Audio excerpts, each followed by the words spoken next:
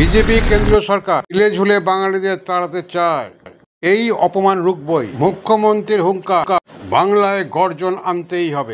এই দৃষ্টিতে বিভিন্ন জেলার মতন উত্তর চব্বিশ পরগনার বনগাঁর নীলদর্পণে বাংলার গর্জন প্রতিভাত হলো তৃণমূল নেতৃবৃন্দদের বক্তব্যে।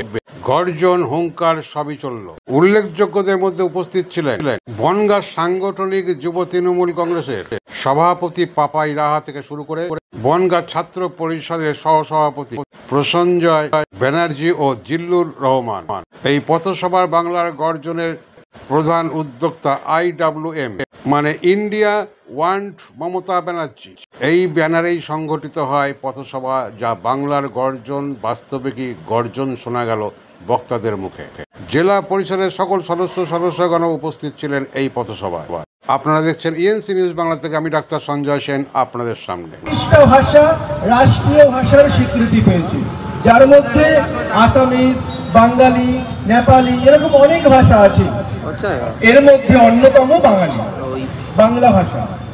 পথ চলতি মানুষ এবং শব্দযন্ত্রের মাধ্যমে যারাই শুনতে পাচ্ছে, সে আমার দলের তৃণমূল কংগ্রেসের হোক, বিজেপির হোক, CPM এর হোক বা যারাই হোক, যারা শুনতে পাচ্ছে আজকে এই পথসভায়, এই লড়াইটা বাংলা বাঙালির লড়াই। এ লড়াই আপনার লড়াই, এ লড়াই বাংলার লড়াই। এ লড়াই সেদিন থেকে, যেদিন থেকে জন্মের পরে প্রথম মাকে বাংলায় মা বলে ডেকেছিলাম, যেদিন বাংলায় আমার মাটিকে মাটি বলে ডেকেছিলাম, যেদিন আমার দেশকে ভারতবর্ষ বলে আমি ডেকেছিলাম। তাই এই মা আমার, এই মাটি আমার, এই দেশ আমার, বাংলা ভাষা আমার, যে ভাষাকে আমার রক্ত থাকাকালীন আমার থেকে যেরকম আমার প্রাণ কেউ কেড়ে নিতে পারবে না, সেরকম আমার শরীরে প্রাণ থাকাকালীন আমার মুখে বলা আমার স্বাদের ভাষা বাংলা ভাষাকে কেউ কেড়ে নিতে পারবে না। আমাদের লড়াই সেই বাঙালির লড়াই, আমাদের লড়াই সে বাংলা ভাষার লড়াই, আমাদের লড়াই আমার মায়ের জন্য লড়াই, আমাদের লড়াই আমাদের মাটির জন্য লড়াই, আমাদের লড়াই আমাদের দেশের জন্য লড়াই। আজকে কারা আমাদের শেখাচ্ছে যে আমরা বাংলা ভাষায় কথা বলতে পারবো না? কারা বলছে যে ভারতবর্ষে থাকতে গেলে বাংলা ভাষায় কথা বলা যাবে না? আজ মনে করুন, যেই সময় 200 বছরের, যেই সময় ব্রিটিশ শাসন, যেই সময় ইংরেজদের যে হাতটা মানুষের, ভারতবর্ষের মানুষের গলা ধরে চিপে গণতন্ত্রকে বারংবার হত্যা করা হচ্ছিল, সেই সময় যদি কেউ প্রতিবাদ করে থাকে, কেউ যদি রক্ত দিয়ে প্রথম আমাদের ভারতবর্ষের জন্য রক্ত দিয়ে থাকে, তা সেটা ছিল বাঙালি বাঙালি বাঙালি। কোন গুজরাটি, কোন গুজরাটিদের এই রক্ত তারা শাসনের জন্য, দেশ স্বাধীনের জন্য আসেনি।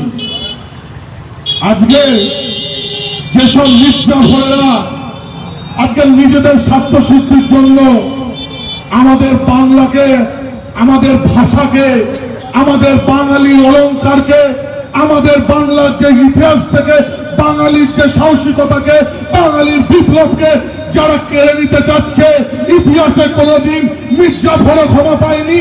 এবং ভবিষ্যতে যারা এই বিজেপির কোলে বসে বাংলার সাথে, মায়ের সাথে বিশ্বাসঘাতকতা করছে, দেশের সাথে বিশ্বাসঘাতকতা করছে, মিলিয়ে নেবেন একদিন কথা, এই শুভেন্দু অধিকারী, এই সুকান্ত মজুমদাররাও একদিন বাংলার লোক, বাঙালি বলবে তুমি মির্জাফর, তুমি বাংলাকে কুলুষিত করেছো, তুমি বাঙালির কুলুষিত করেছো, তুমি বাংলাকে বাইরের বিদেশিদের কাছে তুমি বিক্রি করতে চাইছো। আজকে আপনাদের ভোটার নিয়ে প্রশ্ন তোলা হচ্ছে, তবে মোদিজি জবাব দিতে হবে যে বিহারের যে 65 লক্ষ ভোটারের নাম বাদ দেওয়া হয়েছে, সেই 65 লক্ষের ভোটে জিতেই তো আপনি আজকে ভারতবর্ষের প্রধানমন্ত্রীর চেয়ারটা ধরে আছেন।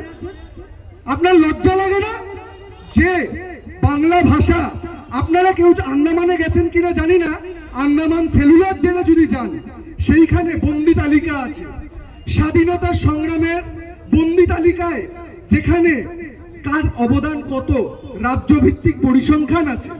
আপনারা কেউ যদি গিয়ে দেখে থাকেন সেই কালা পানির পারে আন্দামান সেলুলার জেলে, সেখানে গিয়েও দেখতে পাবেন 387 অধিক নাম বাঙালি বিপ্লবীদের আছে।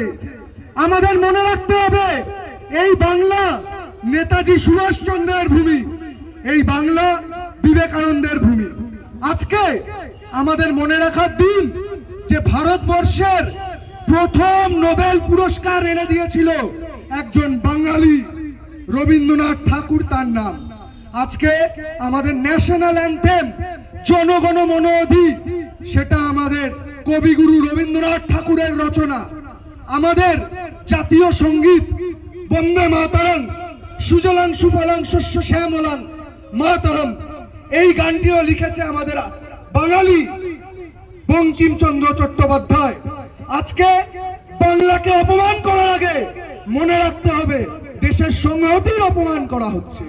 কারণ এই বাঙালি দীর্ঘদিন যাবৎ ইতিহাস যেমন সাক্ষী আছে, বাংলা কিভাবে পথ দেখিয়েছে, বর্তমান দিনেও দাঁড়িয়ে মাননীয় মুখ্যমন্ত্রী মমতা ব্যানার্জি দেখিয়ে যাচ্ছেন কিভাবে শহর থেকে শুরু করে গ্রামের প্রত্যেকটি প্রান্তে জনকল্যাণমুখী প্রকল্প পৌঁছে দেওয়া যায়।